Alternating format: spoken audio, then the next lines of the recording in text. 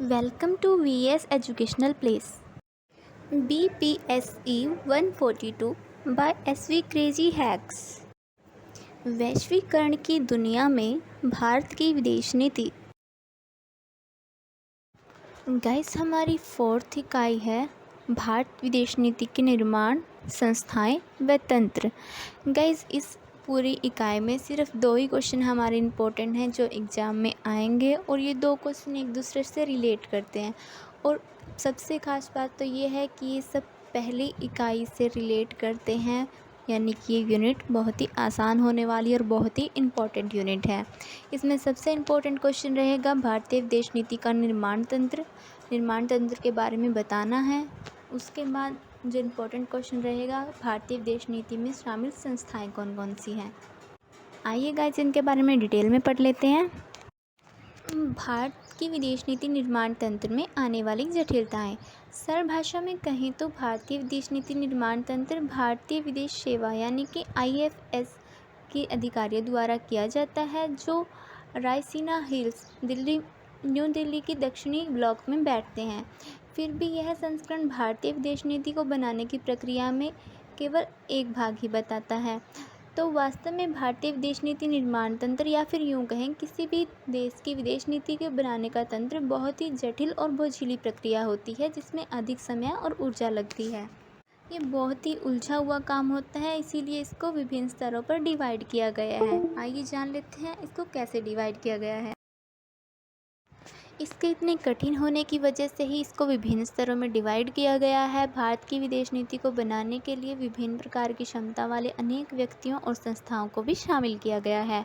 भारतीय विदेश नीति 2 अलग अलग स्तरों पर काम करती है। दीर्घवृत्त और सूक्ष्म दोनों का ही अलग अलग काम होता है, अलग अलग तरह से योगदान करती हैं, दोनों समान स्तर पर काम नहीं करती। कुछ का काम पूर्ण रूप से अपनी योग्यता और क्षमता को दर्शाना होता है और कुछ का सिर्फ मोहर लगाना होता है। वही स्तर पर विदेश नीति में सिर्फ उच्च संस्थाएं और कुछ व्यक्ति शामिल होते हैं जो सरकारी प्रक्रिया और संरचनाओं के लिए पूर्ण रूप से जिम्मेदार होते हैं, मार्गदर्शन करने के लिए, नियंत्रण रखने के लिए जिम्मेदार होते हैं। भारतीय विदेश नीति का व्यापक राष्ट्रीय हितों के संदर्भ में आकलन करते हैं जिस पर नीति बनाई जाती है। इस स्तर पर वैज्ञानिक जांच होती है जो संसदीय कमेटी करती है। संसदीय कमेटी इस स्तर की महत्वपूर्ण संस्था है। इस स्तर पर विदेश नीति निर्माण विश्लेषणात्मक न होकर औपचारिक अधिक होता है। सूक्ष्म स्तर। भारत में विदेश नीति निर्माण से जुड़ा कार्य वास्तविक रूप में सूक्ष्म स्तर पर होता है। इसमें विदेश मंत्रालय केंद्र बिंदु पर रहता है, जहां पर विदेशी मामलों पर काम होता है। वैज्ञानिक और तकनीकी संस्थाओं और व्यक्तियों द्वारा सहायता ली जाती है। विशेषज्ञों से सलाह लेकर उन सुझावों को विदेश मंत्रालय से संबंधित विभागों में भेज दिया जाता है और नीतियों को बनाया जाता है, संशोधित कर दिया जाता है। विदेश मंत्रालय के अलावा एक और महत्वपूर्ण संस्था जो विदेश नीति निर्माण में महत्वपूर्ण भूमिका निभाती है वो है प्रधानमंत्री कार्यालय PMO, जो वास्तविक रूप से देश संबंधों के हित रक्षक के रूप में काम करता है। प्रधानमंत्री नरेंद्र मोदी के कार्यकाल में PMO अक्सर देश के विदेशी मामलों की देखरेख के लिए विदेश मंत्रालय के साथ समांतर रूप से काम करता हुआ देखा गया है। भारत में विदेश नीति निर्माण में शामिल संस्थाएं। गाइस, ये बहुत इंपॉर्टेंट क्वेश्चन रहने वाला है। गाइस, अभी हमने जाना कि 2 स्तरों पर विदेश नीति निर्माण का कार्य होता है, दीर्घवृत्त और सूक्ष्म। इन दोनों ही स्तरों पर अलग अलग संस्थाएं काम करती हैं, तो उन्हीं संस्थाओं के बारे में हम यहाँ पढ़ने वाले हैं। गाइस, नेक्स्ट क्वेश्चन हमारा इससे ही रिलेटेड रहने वाला है, या तो हम इस क्वेश्चन को कर लेंगे या नेक्स्ट को कर लेंगे, दोनों ही एक दूसरे, यानी कि हमें एक ही क्वेश्चन करना है इस पूरी यूनिट में और एक ही क्वेश्चन इस एग्ज़ाम में आने वाला है और इस यूनिट से क्वेश्चन ज़रूर आने वाला है। तो गाइस, आपको ये स्क्रीन पर दिख रहे पॉइंट्स को याद कर लेना है, क्योंकि इन्हीं पॉइंट्स को याद में कर रख के आपको उनके बारे में लिखना है। इनके बारे में आपने 4-4, 5-5 लाइनें लिख देनी और आपका क्वेश्चन कंप्लीट हो जाएगा। आइए गाइस, बताते हैं इसको आपको कैसे अटैम्प्ट करना है। विदेश मंत्रालय। भारत में विदेश नीति निर्माण विदेश मंत्रालय से ही शुरू होकर वहीं पर ख़त्म हो जाता है। IFS सदस्यों के स्टाफ के साथ विदेश मंत्रालय से राजनीतिक पक्ष से विदेश मंत्री और प्रशासनिक पक्ष से विदेश सचिव द्वारा नेतृत्व किया जाता है। विदेश सचिव के साथ साथ अन्य सचिव भी उनके साथ समन्वय करते हैं, जैसे कि पूर्व सचिव, पश्चिम सचिव, आर्थिक मामलों के सचिव, सीपीवी सचिव, प्रवासी भारतीय सचिव आदि कई विभाग और एजेंसियों को देखते हैं। विदेश नीति निर्माण से जुड़ी सभी पहले और सुझाव विदेश मंत्रालय में प्राप्त करके उनको संशोधित किया जाता है। मंत्रालय की अपने स्वयं की पूर्ण रूप से विकसित संशोध और विकास विभाग होने के बावजूद भी विदेश नीति बनाने के लिए सुझाव अनेक सरकारी और गैर सरकारी संस्थाओं और व्यक्तियों से लिए जाते हैं। मंत्रालय के अधिकारी पूरी तरह से प्रशिक्षित, अनुभवी, प्रतिभावान और विश्लेषणात्मक गहराई रखने वाले व्यक्ति होते हैं, जिनके पास आमतौर पर अंतर्राष्ट्रीय और कूटनीतिक के सूक्ष्म मुद्दों की जानकारी होती है। भारतीय विदेश नीति निर्माण के लिए विशेष तौर पर महत्वपूर्ण सुझाव के लिए देश की बाह्य खुफिया एजेंसी शोध और विश्लेषण विभाग रो से लिया जाता है।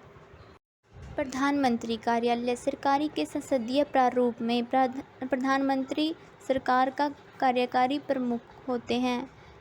इस क्षमता में यह अपेक्षा की जाती है कि वह विभिन्न स्तरों पर होने वाली सरकार की नीतिगत पहलों के बारे में पूरी तरह जानते होंगे।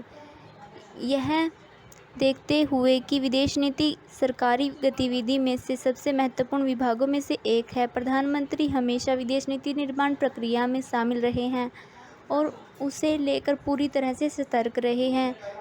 जो विदेश मंत्रालय के बाद अगली संस्था भारत विदेश नीति निर्माण में महत्वपूर्ण स्थान रखती है, वह है पीएमओ। यह एक प्रकार का सचिवालय है जो प्रधानमंत्री को सभी प्रकार की सरकारी गतिविधियों पर नज़र रखने, उनकी जानकारी देने और विभिन्न एजेंसियों को मार्गदर्शन और मूल्यवान सुझाव देने के लिए तकनीकी और लिपिकीय सचिवीय सहयोग प्रदान करता है। जहाँ तक कि विदेश नीति बनाने का संबंध है, पीएमओ एक बहुत ही सक्रिय भूमिका निभाता है, विशेषकर प्रधानमंत्री नरेंद्र मोदी जैसे सक्रिय प्रधानमंत्री के कार्यकाल में। राष्ट्रीय सुरक्षा सलाहकार प्रधानमंत्री द्वारा विदेशी मामलों में दिए गए सुझाव सामान्यतः राष्ट्रीय सुरक्षा सलाहकारों द्वारा दिए गए सुझावों से निर्धारित होते हैं। एनएसए यानी कि राष्ट्रीय सुरक्षा सलाहकार राष्ट्रीय सुरक्षा परिषद के कार्यकारी प्रमुख हैं, जो 1998 में अटल बिहारी वाजपेयी के कार्यकाल में बनाया गया था। एनएससी यानी कि राष्ट्रीय सुरक्षा परिषद की मांग नेहरू के समय में भी उठी थी, लेकिन उस समय किन्हीं कारणों से नहीं बनाया जा सका। उस समय एनएससी बनने से पहले प्रधानमंत्री के साथ प्रधानमंत्री का कोई विश्वास पात्र व्यक्ति इसकी भूमिका निभाता था। प्रधानमंत्री एनएसए के प्रमुख होते हैं और उनके साथ सदस्यों के रूप में कई राजनीतिक और प्रशासनिक नियुक्तियां होती हैं, जो देश के अंदर और बाहर होने वाली न्यूनतम जानकारियों से प्रधानमंत्री को अवगत कराने का कार्य करते हैं। वर्तमान समय में एनएसए प्रधानमंत्री की सरकार की सुरक्षा और विदेश नीति को लेकर एक सक्रिय भूमिका निभाते हुए दिखे। एनएसए के अजीत डोभाल द्वारा दिए गए सुझावों का आधारित है, जिसका परिणाम प्रधानमंत्री नरेंद्र मोदी की विदेश नीति को लेकर कुशाग्रता है। कैबिनेट सुरक्षा समिति यह एक सर्वमान्य तथ्य है कि सरकार की संसदीय प्रणाली में कैबिनेट को सामूहिक उत्तरदायित्व के रूप में पवित्र सिद्धांत के रूप में देखा जाता है, जो राष्ट्रीय सुरक्षा और विदेश नीति के मामलों में निर्णय लेती हैं। उसे कैबिनेट सुरक्षा समिति बोलते हैं। प्रधानमंत्री की अध्यक्षता में महत्वपूर्ण मंत्री भी इसमें शामिल होते हैं। कुल मिलाकर भारत की विदेश नीति निर्माण में सीसीएस की भूमिका पहले प्रमुख निर्णयों के होने जाने के कारण वास्तविक से अधिक औपचारिक और पृथकगत। सीसीएस देश की संसद प्रणाली संरचना के तहत विदेश नीति का निर्माण का एक महत्वपूर्ण संस्था है। सबसे इम्पोर्टेंट पार्ट है ये, सबसे इम्पोर्टेंट कड़ी है ये, क्योंकि यही स्वीकृति देती है एट लास्ट में इसको ही स्वीकृति देनी पड़ती है, तभी जाके कोई भी रूल लागू होता है। संसद अप्रत्यक्ष रूप में भूमिका निभाता है। इसकी भूमिका सिर्फ एक निर्वात के रूप में काफ़ी महत्वपूर्ण भूमिका है, जो भारत की जनता के हित का संरक्षण करती है। यह केवल एक स्रोत के तौर पर नहीं बल्कि सरकार को आकार देने का काम करती है। सरकार जो भी काम करना चाहे या ना करना चाहे उसे संसद से अनुमोदन लेना पड़ता है। संसद 3 प्रकार से भारत की विदेश नीति में योगदान देती है। पहला, सरकार के निर्णयों पर चर्चा और तर्क वितर्क करते समय संसद सदस्य अपने दृष्टिकोण प्रस्तुत करते हैं। दूसरा, नीति में संशोधन के सुझाव देते हैं, हालांकि बहुत कम संभावना है उनके सुझाव लिए जाने की। अंत में जब संसद सरकार के नीतिगत निर्णयों में अपना अनुमोदन देती है तो इस तरह निर्णय किसी भी विषय पर बिना संसदीय समिति के नीतिगत उपायों की तुलना में अधिक महत्व रखते हैं। अतः संसद अप्रत्यक्ष रूप से अपनी एक महत्वपूर्ण भूमिका निभाती है। संसदीय समिति भारतीय विदेश नीति निर्माण में संसदीय समिति संसद की अपेक्षा अधिक ठोस भूमिका निभाती है। संसदीय समिति वास्तव में एक प्रकार से सलाहकार निकाय है जिसमें संसद के दोनों सदनों के सदस्य शामिल होते हैं। पहले विदेश नीति निर्माण पर अपने सुझाव देने के लिए संसद की सलाहकार समिति होती है। संसद की स्थायी समिति के बनने के बाद विदेश मामलों पर संसदीय समिति संसद की ओर से विदेश मामलों को देखने के लिए सबसे महत्वपूर्ण समिति बनाई गई। इस समिति में दोनों सदनों के सदस्य होते हैं। यह विदेश मंत्रालय के कामकाज पर नज़र रखती है और मंत्रालयों की नीतियों और देश के बाहरी मामलों से जुड़े निर्णयों की समीक्षा करती है। इस प्रकार ये अप्रत्यक्ष रूप से बहुत महत्वपूर्ण भूमिका निभाती है। नीति विशेषज्ञ समूह भारत की विदेश नीति निर्माण में नीति विशेषज्ञ समूह एक महत्वपूर्ण विशेष भूमिका निभाते हैं। यह विशेषज्ञ समूह गैर सरकारी गैर लाभकारी संस्थाएं होती हैं जो भारत की रणनीतिगत और विदेशी मामलों में विभिन्न पहलुओं से शोध और अध्ययन करते हैं। वर्तमान में इस तरह की महत्वपूर्ण विशेषज्ञ समूह ऑब्जर्वर रिसर्च फाउंडेशन और विवेकानंद अंतर्राष्ट्रीय फाउंडेशन है। यह विशेषज्ञ समूह बहुत ही सक्रिय रूप से भारत की रणनीतिगत और विदेश नीतियों पर विभिन्न पहलुओं से अनुसंधान और शोध करने में संलग्न है। इन संस्थाओं में काम करने वालों कई व्यक्तियों को अब वर्तमान सरकार में महत्वपूर्ण भूमिका दे दी गई है। साथ ही इन संस्थाओं को सरकार द्वारा महत्वपूर्ण नीतिगत संवादों जैसे भारत की रणनीति और विदेश नीति पर रसायना संवाद के लिए सह प्रयोजक के रूप में शामिल किया गया है। गाइस, ये क्वेश्चन एग्जाम में कुछ इस तरीके से आ सकता है। ये एक इम्पोर्टेंट क्वेश्चन है और इसमें अगला जो टॉपिक हम पढ़ने वाले हैं ये टॉपिक उसी से रिलेटेड होने वाला है। या तो हम उस टॉपिक को अच्छे से कर लेंगे या हम इस टॉपिक को अच्छे से कर लेंगे। अगर हम दोनों में से एक टॉपिक को भी अच्छे से कर लेते हैं तो हम दोनों टॉपिक्स को अटेम्प्ट कर सकते हैं। भारतीय विदेश नीति तंत्र। गाइस, ये बहुत ही इम्पोर्टेंट क्वेश्चन है और ये एग्ज़ाम में ज़रूर आने वाला है। Very very important question. आइए गाइस, जान लेते हैं भारतीय विदेश नीति तंत्र के बारे में बहुत ही इजी तरीके से। गाइस, भारतीय विदेश नीति निर्माण तंत्र मौजूद है भारतीय विदेश नीति निर्माण के लिए। इसमें 3 स्टेप्स में काम होता है, 2 स्तरों पे काम होता है, दीर्घवृत्त और सूक्ष्म स्तर पर। आइए गाइस, जान लेते हैं इसके सभी स्टेप्स के बारे में। गाइस, इसमें सबसे पहला जो स्टेप रहेगा वो है विदेश मंत्रालय। कोई भी विदेश नीति बनाने के लिए विदेश मंत्रालय सबसे मुख्य भूमिका निभाता है। विदेश मंत्रालय के चारों ओर ही विदेश नीति तंत्र काम करता है, जो भारत की विदेश नीति निर्माण में प्राथमिक संस्था है। कुछ पहलुओं को ध्यान में रखते हुए विदेश नीति निर्माण का काम शुरू होता है, जैसे कि रक्षा, राष्ट्रहित, आर्थिक हित जैसे पहलुओं को ध्यान में रखते हुए विदेश नीति निर्माण तंत्र का काम शुरू होता है और इसके बाद विशेषज्ञों से सलाह ली जाती है और एट लास्ट कार्यालय स्तर पर एक वैकल्पिक नीति को बना लिया जाता है। उसके बाद विदेश नीति के मंत्री उसको अवलोकन करते हैं। सत्तारूढ़ पार्टी की विचारधारा दिखाया जाता है, देखी जाती है और जब सभी उसको स्वीकृति दे देते हैं तो उसे पीएमओ में प्रधानमंत्री के पास भेज दिया जाता है। ये था फर्स्ट स्टेप जो विदेश मंत्रालय के अंदर होता है। अब गाइस देखते हैं उसके बाद पीएमओ में प्रधानमंत्री के पास चला जाता है, जहां पर प्रधानमंत्री से उम्मीद की जाती है उसको अच्छे से जांच करने के लिए, बारीकी से जांच करने के लिए, जिसमें उनकी हेल्प करती है एनएसए की टीम, यानी कि राष्ट्रीय सुरक्षा परिषद की टीम प्रधानमंत्री की सहायता करती है, एक सही सुझाव देती है जिससे प्रधानमंत्री निर्धारित कर पाते हैं, कोई डिसीजन ले पाते हैं।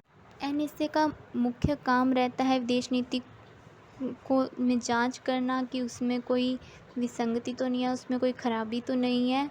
यह भी सुनिश्चित करती है ये कि ये दोनों देशों के बीच सुरक्षा के हितों का पूरक बनने का काम कर रही है या नहीं।